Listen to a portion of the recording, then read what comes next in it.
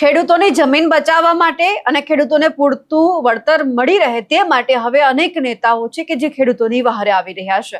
Bharatiya Janata party હોય કે કોંગ્રેસ હોય કે આમ આદમી પાર્ટી હોય, અને આ બધાની વચ્ચે આજે કોંગ્રેસના જે વડગામના ધારાસભ્ય છે જિગ્નેશ મેવાણી, તે પણ ક્યાંક કોંઢ ગામે પહોંચ્યા હતા અને સરકારનો અહીંયા ઉધડો લેવામાં આવ્યો છે. નમસ્કાર, આપ જોઈ રહ્યા છો નિર્ભય ન્યૂઝ અને હું છું આપની સાથે રિદ્ધિ. મોરબીનું જેતપર, સુરેન્દ્રનગરનું કોંઢ, અનેક એવા ગામ છે કે જ્યાં 765 kV વીજ લાઇન છે એમના જ્યાં થાંભલા નાખવામાં આવી રહ્યા છે તેમને લઈને સખત વિરોધ થઈ રહ્યો છે. અને આ તમામ બાબતે અનેક નેતાઓ છે ખેડૂતોની મદદે આવ્યા છે કે ખેડૂતોને પૂરતું વળતર મળી રહે. પણ હવે આ બધી બાબતે આજે જિગ્નેશ મેવાણી છે કોંઢ ગામે પહોંચ્યા હતા અને ખેડૂતો સાથે મુલાકાત કરી છે. ખેડૂતોને શું કહ્યું છે, સાથે સાથે જે આ પ્રાઇવેટ કંપનીઓ છે તેમનો ઉધડો લેતા તેઓ શું બોલ્યા તે પણ સાંભળી લઈએ. એના ઘરમાંથી એના બોરમાંથી તાર આવે, એની ઇન્ડક્શનના લીધે એની મોટર ચાલે નહીં, તો એ લોકોને વૈકલ્પિક રૂટ અત્યાર લગીને અમને નથી આપ્યો. આની પાસે માંગી દેવેન્દ્ર સાહેબ પાસે થાકી ગયા. અમે એક ખુલ્લો ભરો એક પોઈન્ટ ઉપર જઈ તો એ કે બીજા પોઈન્ટ ઉપર છે, બીજા પોઈન્ટ ઉપર છે, ત્રીજા, અત્યાર લગીને અમને મળતા જ નહોતા.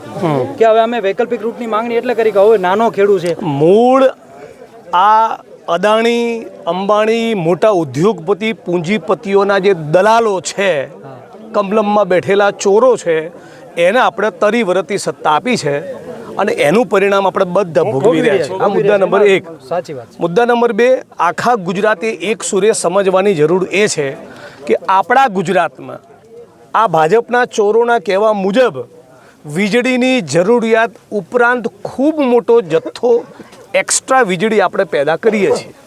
એટલે કે વીજળી આપણી સરપ્લસ છે, બરાબર? તો બીજા કોઈ રાજ્યને જરૂર હોય તો ત્યાં પથ્થર ઠોકો ને.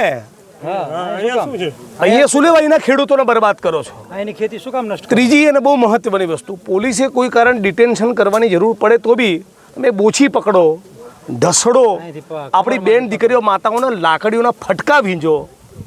આપણું ગુજરાત આવું ના હોઈ શકે. સરદાર વલ્લભભાઈ પટેલે જ્યારે બારડોલીની સત્યાગ્રહ અંગ્રેજોનો સામે કર્યો છે ત્યારે આટલી તકલીફ નહીં પડી. અંગ્રેજો કરતાં વધારે નીચ છે ભાજપવાળા. આ ભાજપવાળા અંગ્રેજોથી બી વધારે નીચ છે. એટલે જ્ઞાતિ, ધર્મ બધું છોડી આખા ગુજરાતનો ખેડૂત એક થાય તો આ ચોરો લાઈન ઉપર આવે અને તો આ લાઈનો બંધ થાય.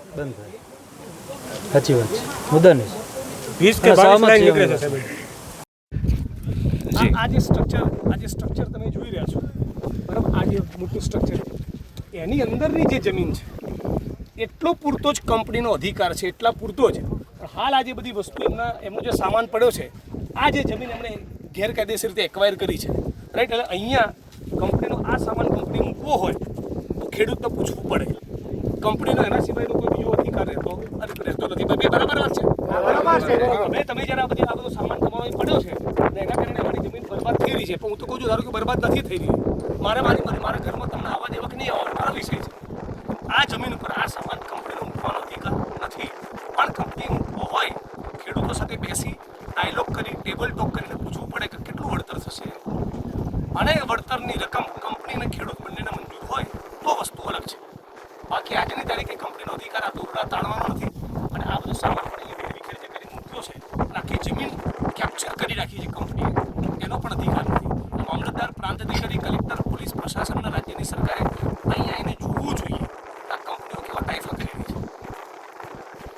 જે દાદાગીરી ચાલી રહી છે, સરકારની જે દાદાગીરી ચાલી રહી છે, ને ખેડૂતનો જે સંઘર્ષ છે. ગુજરાતની વર્તમાન ભાજપ સરકાર અને કેન્દ્રની સરકાર, હવે આખો દેશ ઓળખી ગયો છે કે મોટા ધનના શેઠો, પૂંજીપતિઓ, ઉદ્યોગપતિઓ, કોર્પોરેટ કંપનીઓની એબ્સોલ્યુટ દલાલ છે. આ દલાલો જે કોર્પોરેટ કંપનીઓના હિત માટે જ કામ કરે છે, પહેલાં તો એમની જોડે ન્યાયની કોઈ અપેક્ષા હોય જ ન શકે. એટલે સમગ્ર ગુજરાતના ખેડૂતો જ્ઞાતિ, ધર્મ, પ્રદેશ બધું ભૂલી સરકારની સામે લડવા એક થાય તો જ સફળતા મળે. હાલ જે કિસ્સો છે કોંઠ ગામનો, મોરબીનો, ટંકારાનો, દ્વારકાનો, આ જે મોટી મોટી કંપનીઓ વીજ લાઈનો નાખી રહી છે, મૂળ એમની દાનતમાં ખોટ છે. એ ખેડૂતોને યોગ્ય વળતર આપવા માગતા નથી. ખેડૂતોની મરજીની વિરુદ્ધ એમના ખેતરમાં થાંભલા ખોસી ગાલે છે અને થાંભલા સિવાયની પણ બીજી ફરતેની જમીન જાણે એમના બાપની જાગીર હોય એમ મન ફાવે એવા સ્ટ્રક્ચરો, દોરડાઓ ત્યાં આગળ તાણીને બેઠા છે. અને પોલીસ એ આ કંપનીઓના ઈશારે દોડીને જાય છે. પોલીસે કદાચ ડિટેન કરવાનું હોય તો ડિટેન્શનની અંદર પણ થોડોક વિવેક બતાવવો પડે. બેન દીકરીઓ માતાઓને તમે ફટકા મારો, લાકડીઓ વીજો, ગાળો બોલો, એમને પગથી ઢસડો, ત્યારે કોઈ પ્રાણી પશુને ઢસડતા હોય એવી રીતે તમે એમને ઢસડો, એમના બરડા વીજો, એમના મકાનના તાળા તોડી નાખો. આવું વર્તન પોલીસનું ઠીક નથી. પોલીસના મિત્રોને બી કહેવા માગું છું, તમે પણ ખેતમજૂર, ખેડૂત, પશુપાલકના દીકરાઓ છો, તો તમારી સહાનુભૂતિ કંપની માટે કે સરકાર માટે નહીં, અમારા માટે, ખેડૂતો માટે હોવું જોઈએ. ખેડૂતો માટે જે લડી રહ્યા છે એના માટે તમારી સહાનુભૂતિ હોવી જોઈએ. પણ આજે હું જ્યારે સ્થળ ઉપર આવ્યો, સુરેન્દ્રનગર જિલ્લાના ધ્રાંગધ્રાના કોંટ ગામે, ત્યારે બહુ ચિત્ર મારી સામે દીવા જેવું સ્પષ્ટ થઈ ચૂક્યું છે. આપણા કેમેરામેનને વિનંતી કરું, પહેલાં આ સ્ટ્રક્ચર બતાવે. આ એ સ્ટ્રક્ચર છે જેને લઈને વિવાદ ચાલી રહ્યો છે.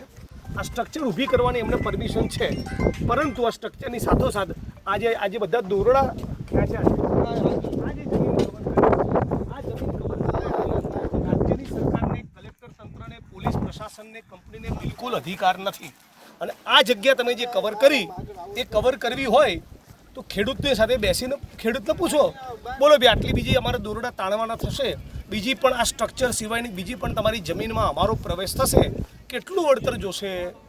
ખેડૂત સાથે ડાયલોગ કરવો નથી તો અમારું ખેતર પણ તમારા બાપની જાગીર નથી.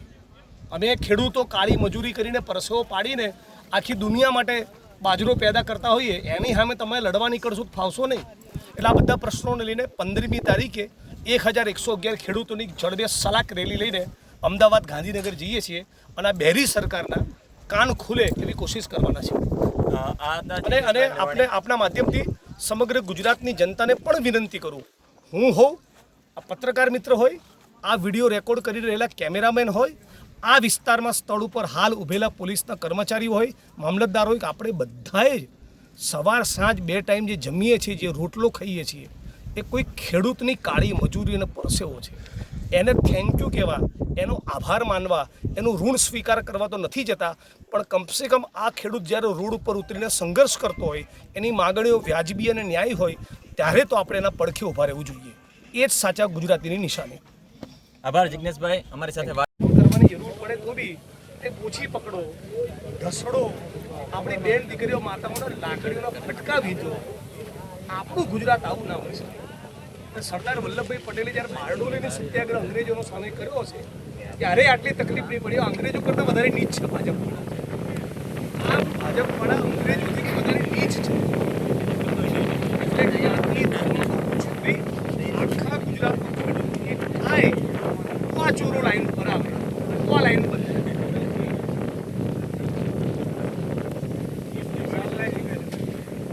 આખા ગુજરાતની પથારી ફેરવવાના છે.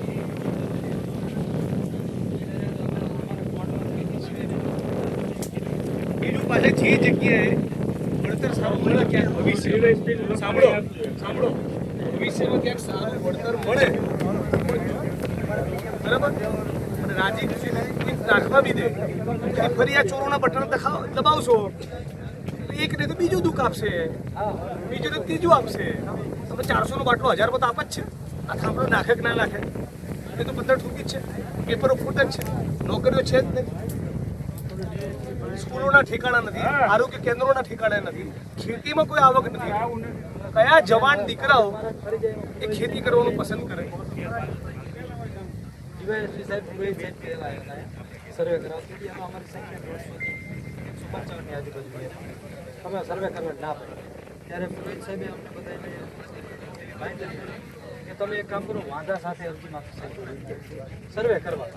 બાકી જો તમારો વળતરનો પ્રશ્ન જ્યાં સુધી સોલ્વ નહીં થાય ત્યાં સુધીમાં ઉપરથી કહી દઈશ કે ભાઈ ફોન્ડના ત્યાં સુધી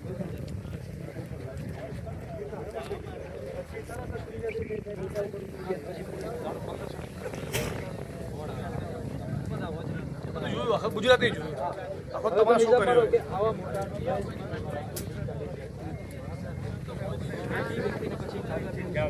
समझ रहे हैं? ये बाद में मुझे हुक्म करेंगे. नहीं, इस हुक्म में भी लिखा है सर कि अगर आपको रेट नकली मतलब वो नहीं पड़ता है तो ये कलेक्टर के हुक्म में भी लिखा है. क्या लिखा है? ये लिखा है ना सर, સરહદુ વીજ લાઇનની સંપૂર્ણ કામગીરી તથા વર્તન ચૂકવણી પૂર્ણ થયા બાદ તે અંગેનો વિગતવાર અહેવાલ અને 1 माह સુધીમાં મોકલવાની આવશે. ઠીક है. इसके ऊपर ये भी लिखा है. नहीं, अरे महाराज आप जो कह रहे हैं ये तो आपका हुक्म है किसान के खेत में जिसका टावर आ रहा है. नहीं सर, जिसमें टावर आ रहा है उसके साथ भी ये भी लिखा है मालिक या खातेदार नामदार डिस्ट्रिक्ट कोड समग्र इंडियन टेलीग्राफिक एक्ट. अरे पर वो सब किसके लिए है? जिसके खेत में टावर आ रहा है उसके लिए है. सर सभी के लिए है. अगर उसको सभी के लिए हुक्म है ना. सर, एक सर, मिनट, सर, वो देखिए. बोल रहे हैं सभी के लिए हुक्म है ना. सभी के लिए हुक्म है ना. तो वही तो मैं बोल रहा हूँ कि इनके लिए भी हुक्म लेकर आओ. जिस तरह से ये हुक्म लेकर आए हैं वैसे ये भी हुक्म लेकर आओ. उसके बाद काम करो.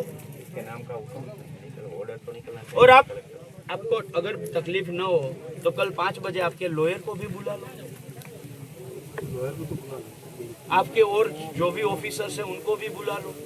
आप एसडीएम साहब को भी बुला लो. ठीक है. और सब मिलकर बोले कि ये सिर्फ इरिक्शन है, वहाँ पर इनको कलेक्टर के पास जाने की जरूरत नहीं है. वो बोलते हैं मीडिया के सामने, सबके सामने. और वो लिखित में दिखा दे कि जो भी दिखा रहे हैं वो लिखित में दिखा दे कि कहीं पर जरूरत नहीं है. बाद में सोचेंगे. पर तब तक ये काम नहीं करे. ચુડાસમા સાહેબ ત્યાં સુધી આ કામ ના કરવા જોઈએ. એની મર્યાદામાં હુકમ આ ખેતરનો હુકમ નથી. સાહેબ આ ખેતરનો હુકમ હોય તો દેખાડો. ચલો 362 નો હુકમ હોય તો બતાવો. આટલો ડિસ્પ્યુટ થઈ રહ્યો છે બ્રધર, પબ્લિકલી આટલા બધા ખેડૂતો છે, એના 4 દાડા કામ રોકાશે, શું ખાટું મોડું થઈ જાય? નિયમ પ્રમાણે કરો. 362 નો હુકમ નથી અને ત્યાં કામ કરવાનું નથી. હુકમ બહાર પોલીસ यहाँ જો કરશે તો પોલીસ ઉપર અમે પોલીસ ફરિયાદ. ગઈકાલે ડીજી ને મળીને આવ્યા આ જ મુદ્દાઓને લઈને, તાળું તોડ્યું એ મુદ્દાને લઈને. આપકે પોલીસના મિત્રોને બી મારી વિનંતી છે ખાસ કે જે જગ્યામાં જવા માટે હુકમ થયેલો અને કંપની રક્ષણ માંગે એટલામાં તમે બી એન્ટ્રી લો. હા, બાકી જે સર્વે નંબરના હુકમ ખેડૂતોને આપણે નથી, સામ સામે આવું ના પડે. હુકમ નથી એમાં સાહેબ તમે પોલીસ પ્રોટેક્શન ના જ આપી શકો એને. કારણ વગર તમારો ઉપયોગ કરી જાય છે. એ કારણ વગર તમારો ઉપયોગ કરી જાય છે. सर वहाँ पे हम टावर खड़ा नहीं करेंगे. टावर अरे भाई उसके खेत में आप जा ही नहीं सकते. जिसके हुक्म नहीं है उनके खेत में आप कोस नहीं डाल सकते. आप ये लंबा यूं करके जो डाल रहे हैं ना ताड़ियां नहीं, 2003 में लिखा है कि जा सकते हैं. तो वो मैं बोल रहा हूँ ना आपकी जितने भी टीम है उनको लेकर आओ और दिखाओ कहाँ लिखा है मैं तो कि आप अभी भी ताड़ियां दिखाया डाल ना. सकते हैं. अभी भी दिखाया ना सर. वेग है यार, कहाँ क्लियर है? ये तो कहाँ है? इलेक्ट्रिक एक्ट 2003 है. हाँ, लेकिन बहुत वेग है, क्लैरिटी नहीं है. અરે કોમન સેન્સ છે યાર. મારા ખેતરમાં તમે તાણીઓ ઉપરથી કાઢો અને એનું મને તમે 7.5% પેલા આપતા હતા, અત્યારે 15% ને પછી અત્યારે 25% વળતર આપો છો. એ વળતર મામલતદાર નક્કી કરે છે. મામલતદાર હશે ન્યાયાધીશ તરીકે નક્કી કરે છે. તો મને બીજા પક્ષકારને સાંભળવું પડે કે ના પડે? કોઈ એક પક્ષકારથી કોઈ દિવસ લવાદ થાય, એક પક્ષથી તકરાર થાય, કોઈ આ કોમન સેન્સ. જિગ્નેશ મેવાણીએ જે વાત કરી છે અને જે સરકારની સામે ટકોર કરી છે તેમને લઈ આપ શું માનો છો? કમેન્ટ કરીને ચોક્કસથી જણાવજો. સાથે જ અમારી નિર્ભય ન્યૂઝ ચેનલને લાઇક, શેર અને સબસ્ક્રાઇબ કરવાનું ભૂલશો નહીં. નમસ્કાર.